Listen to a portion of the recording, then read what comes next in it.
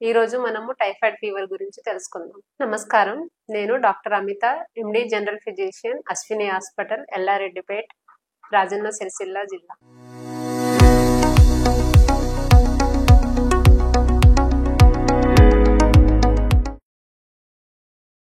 Typhoid fever అనేది ఒక bacterial infection ఇది ఎందుకు వస్తుంది అని అంటే ఎక్కువగా అపరిశుభ్రత ఉన్న ఫుడ్ గాని, contaminated water contaminated food, contaminated water అన్నమాట. సో మెయిన్ వీటి వల్ల ఎక్కువగా వస్తుంది అన్నమాట. ఈ ఇంక్యుబేషన్ పీరియడ్ ఏంటంటే దీనికి 10 to 14 days అని అంటారు. ఎక్కువగా ఇలాంటి కలుషితమైన ఆహారం, అలాంటి కంటామినేటెడ్ వాటర్ గాని అలాంటివి తీసుకున్నప్పుడు ఏంటంటే మన లోపల బ్యాక్టీరియా అనేది శరీరంలోకి వెళ్తుంది. లోపల వెళ్ళినప్పుడు జీర్ణకోశాలకి ఎక్కువగా ఎఫెక్ట్ చూపిస్తుంది. సో ఎక్కువ జీర్ణకోశాలకు ఎఫెక్ట్ చూపించడం వల్ల ఈ టైఫాయిడ్ ఫీవర్ ఎంటరిక్ ఫీవర్ అని కూడా పిలుస్తారు. Main incubation period 10 to 14 days. ఇది ఎక్కువగా దీని క్లినికల్ ఫీచర్స్ ఏమేమి ఉంటాయనంటే ఎక్కువగా పర్సిస్టెంట్ ఫీవర్ అని అంటారు. అంటే ఒక రోజు 99 degree ఉండి ఇంకొక రోజు 101 గానీ, ఇంకా 103, 104 అలా పెరగడం అనమాట. అంటే ఈ ఫీవర్ ని స్టెప్ లాడర్ ఫీవర్ అని కూడా అంటారు అనమాట. అంటే రోజు రోజుకి పెరుగుతా వస్తుంది. సో దీన్ని స్టెప్ లాడర్ ఫీవర్ అని అంటారు. అదే విధంగా పర్సిస్టెంట్ పెయిన్, అబ్డామెన్ పెయిన్, అంటే ఎక్కువగా పొట్టల నొప్పి ఎక్కువగా రావడం జరుగుతుంది. అదే విధంగా ఇంకా మిగిలినవంటే తలనొప్పి రావడం, దగ్గు, దమ్ము, కొంతమందికి మోషన్స్ అవ్వడం, అంటే ఎక్కువగా మోషన్స్ చాలా సార్లు వెళ్ళడం, కొంతమందికి అసలు కాకుండా ఉండడం, అలాంటివి అనేవి వీటికి సిమ్టమ్స్ అన్నమాట. సో ఇవి అదే విధంగా కొంతమందికి ఏంటంటే మనకి నార్మల్ గా చూస్తే నోరంతా పూతబడి ఉంటుంది. అంటే నాలుక మీద తెల్లటి పూతలాగా వస్తుంది. అదే విధంగా పొట్ట నొక్కి చూస్తే కొంచెము వాపు గాని, పెయిన్ గాని అలా వస్తుంది అన్నమాట నొక్కినప్పుడు. అదే విధంగా మనకేంటంటే ఇటు ఎఫెక్ట్ అనేది కొంతమందికి వారం నుంచి నెల రోజుల దాకా కూడా ఉంటుంది ఒకవేళ ట్రీట్ చేయకపోతే ఆ ఎఫెక్ట్ అనేది. ఇలా ఉండడం వల్ల ఏంటంటే శరీరంలో జీర్ణకోశం వాటికి ఎక్కువగా ఎఫెక్ట్ చూపించడం అనేది జరుగుతుంది. దీనివల్ల కడుపులో నొప్పి, వాంతులు, విరోచనాలు అలాంటివి ఎక్కువగా రావడం అనేది జరుగుతుంది. సో మనం ఇలాంటప్పుడు కొంతమందికి ఏంటంటే రోజ్ స్పాట్ అని అంటాం. అంటే ఛాతి మీద గాని, వీపు వెనకాల గాని మనకి ఎర్రటి మచ్చల్లాగా జరుగుతుంది. ఇది ఎప్పుడు వస్తుందనంటే ఒక సెకండ్ వారం తర్వాత అలా వస్తుంది అన్నమాట. సో ఇవి ఎక్కువగా సిమ్టమ్స్ మనకి కనిపిస్తూ ఉంటాయి. ఇలాంటప్పుడు ఎలా డయాగ్నోస్ చేస్తాము టైఫాయిడ్ ఫీవర్ వచ్చింది రాంది అనేది? నార్మల్ గా టైఫాయిడ్ ఫీవర్ కి స్పెసిఫిక్ టెస్ట్ అనేది అయితే ఏమి ఉండదు. నార్మల్ గా మనం బ్లడ్ కల్చర్స్ లో మనకి ఎక్కువ 60% వరకు పాజిటివ్ అనేది వస్తుంది. అదే విధంగా మెయిన్ ఏంటంటే మనం ఆర్గానిజం ఏంటిది, ఆ సాల్మోనెల్లా టైఫీ అనే బ్యాక్టీరియాని చూడాలి. మెయిన్ అది మనకి డెఫినెటివ్ అన్నమాట. అలా బ్లడ్ కల్చర్ సెన్సిటివిటీలో చూస్తాము.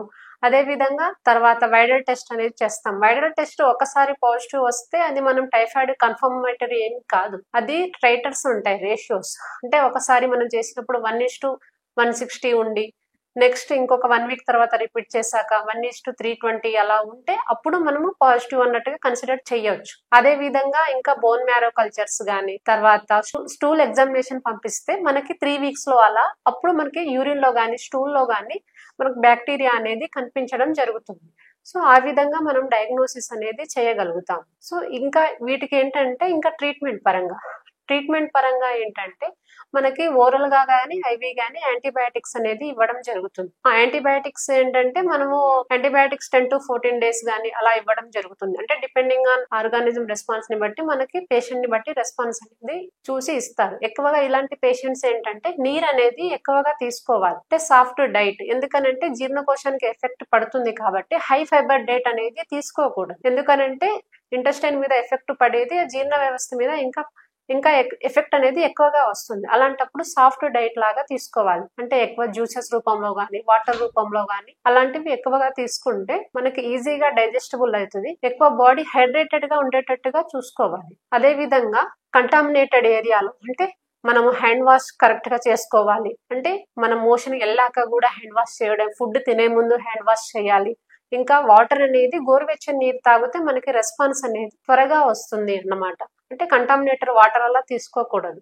ఇవి మనం ట్రీట్మెంట్ వైజ్ గా ఇలా చూసుకోవాలి. వాటర్ మాత్రం ఎక్కువగా తీసుకోవాలి, 3 to 4 లీటర్స్ పర్ డే. అలాంటి వాటర్ అనేది ఎక్కువగా చలికాలంలో, ఎందుకనంటే కంటామినేటెడ్ వాటర్ కానీ రెయినీ వాటర్ కంటామినేటెడ్ ఫుడ్ వల్ల ఎక్కువగా వస్తుంది కాబట్టి గోరువెచ్చని నీరు తీసుకుంటే మన బాడీకి కూడా ఇమ్యూనిటీ పవర్ కొంచెం రావడం వల్ల రెస్పాన్స్ అనేది త్వరగా రావచ్చు, మనం బయటపడవచ్చు టైఫాయిడ్ ఫీవర్ నుంచి. అదే విధంగా టైఫాయిడ్ కి ఏంటంటే మనం ప్రివెన్షన్ గా అంటే ఇప్పుడు వాటర్ ని కొంచెం కంటామినేటెడ్ ఏరియా, అలాంటి ఫ్రెష్ వాటర్, అలానే fresh food items, fresh vegetables అలాంటివి తీసుకుంటే బెటర్ గా ఉంటాయి. ఇంకొకటి ఏంటంటే వీటికి టైఫాయిడ్ ఫీవర్ కి వ్యాక్సిన్స్ కూడా ఉన్నాయి. ప్రజెంట్ ఏంటంటే 2 టైప్స్ ఆఫ్ వ్యాక్సిన్స్ ఉంటాయి, TY21 వ్యాక్సిన్స్ అని చెప్పేసి.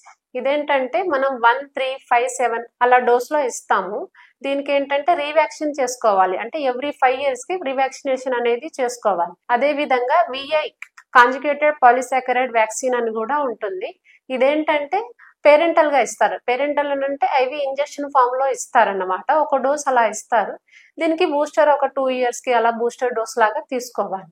ఆ విధంగా మనకి ఏంటంటే ఆ విధంగా మనము టైఫాయిడ్ ఫీవర్ లేకుండా మనం ప్రివెంట్ చేసుకోవచ్చు. మెయిన్ ఏంటంటే ఎక్కువ GI ట్రాక్ట్ ని ఎఫెక్ట్ చూపిస్తుంది కాబట్టి ఈ ఎఫెక్ట్ లో ఏంటంటే ఎక్కువగా GI బ్లీడ్ రావడం అలాంటివి ఎక్కువ వస్తాయి. ఇంటెస్టినల్ పర్ఫోరేషన్స్ కూడా అయిపోతా ఉంటాయి అన్నమాట. అలాంటి టైం ఆ స్టేజ్ కి వెళ్లకుండా, అదే విధంగా కొన్ని న్యూరలాజికల్ కాంప్లికేషన్స్ కూడా వస్తాయి, అంటే మెనింజైటిస్ గానీ GB సిండ్రోమ్ గానీ అవన్నీ వస్తాయి అన్నమాట.